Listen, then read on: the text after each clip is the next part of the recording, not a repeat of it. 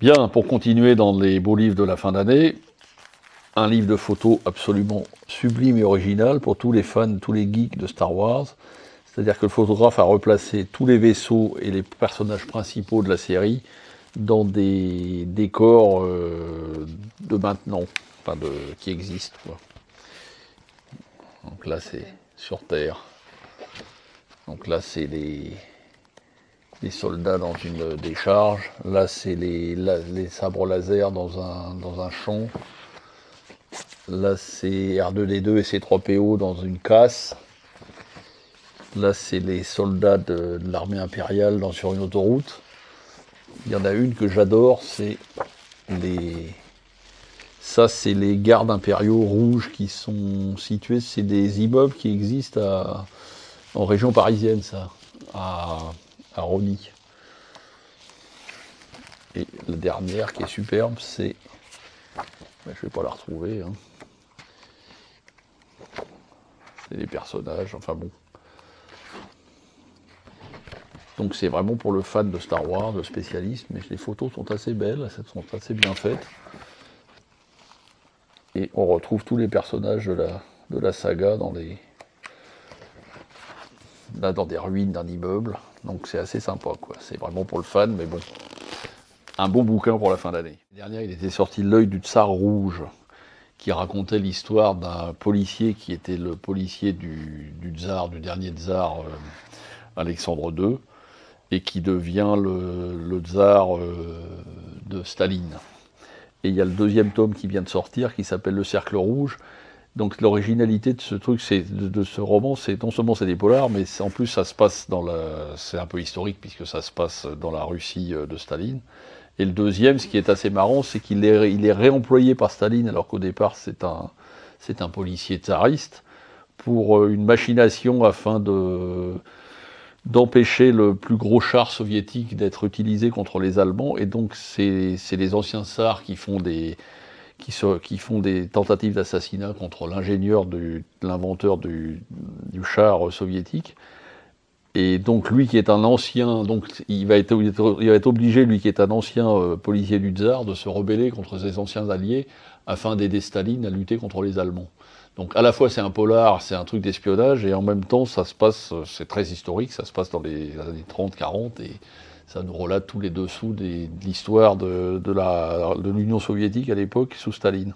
Donc c'est absolument superbe, ça se dévore vraiment, c'est vraiment un bouquin très très chouette pour la fin d'année. Dans un registre tout à fait différent, il y a, pour tous les fanatiques de livres d'animaux et de nature, il y a ce livre qui est sorti qui s'appelle Bon baiser des bonobos, qui est en fait l'histoire d'un couple qui a décidé d'aller vivre au Congo au milieu des bonobos.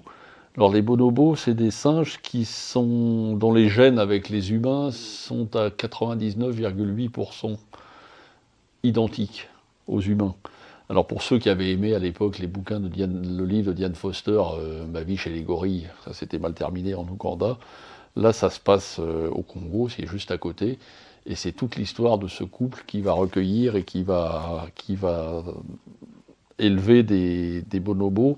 Donc il y a les différentes qui racontent un peu toute la vie d'une tribu. Donc il y a les différentes photos c'est un bouquin superbe sur la nature et sur nos cousins germains, qui sont presque plus que germains, mes frères tout court, parce que bon, les gènes sont quasiment identiques.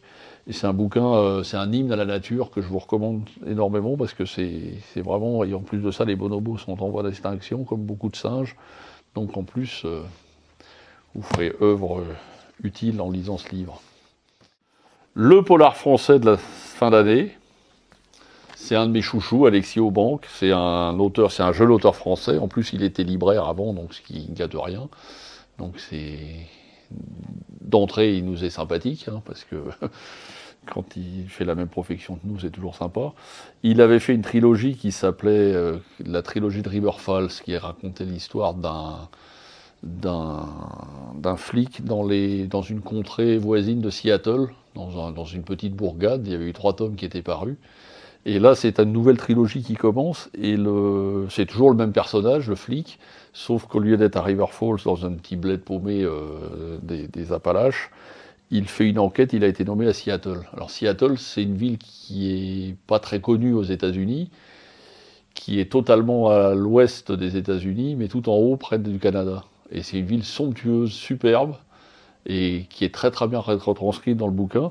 C'est la ville de Grey's Anatomy, notamment, pour ceux qui connaissent les feuilletons. Et c'est une ville superbe qui est aussi belle que Chicago, vraiment très, à la fois moderne et à la fois très humaine. Et l'enquête se passe au milieu des riches bobos, entre guillemets, de Seattle, à travers une famille de 4 personnes et des meurtres qui se sont passés dans l'université d'art contemporain. C'est une superbe intrigue, un superbe bouquin, vraiment très sympa pour les fêtes de fin d'année. Et en plus de ça, ça nous dépayse totalement parce que ça change un peu de New York et des autres villes américaines ou de Los Angeles. C'est plus dans c'est vraiment très intime, très bien fait, quoi.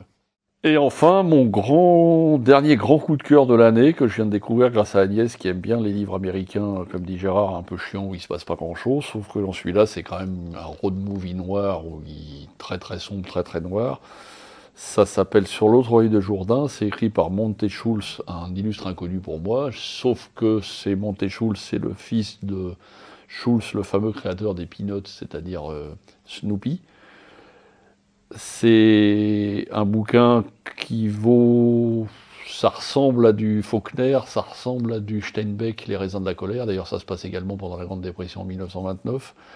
Ça ressemble plus récemment au livre de Cormac McCarthy, dont les frères Cohen tirent toujours des films absolument noirs, sombres et somptueux. Ça ressemble aussi à ceux qui ont lu Aurora, Kentucky. C'est l'histoire d'un road movie noir qui tourne mal pendant la Grande Dépression en 1929. Un gars qui cherche du travail dans le Mississippi et qui va prendre en autostop un gars un peu louche et qui va remonter tout le Mississippi. C'est un bouquin noir, sombre, terrible, avec toute la description du Mississippi et des années de la Grande Dépression. En même temps, c'est un road movie donc, qui se termine mal. Ça ferait un film superbe de Clint Eastwood ou je vous dis des frères Cohen. C'est un bouquin absolument remarquable et ça fait très très longtemps que j'ai pas lu un livre comme ça qui m'a pris aux tripes comme ça, un bouquin noir américain. Comme je vous le dis, chiant où il se passe pas grand chose, sauf que là on est pris du début jusqu'à la fin et on veut vraiment savoir comment ça va se terminer. C'est noir, c'est sombre, c'est beau, c'est somptueux, c'est vraiment à ne pas manquer.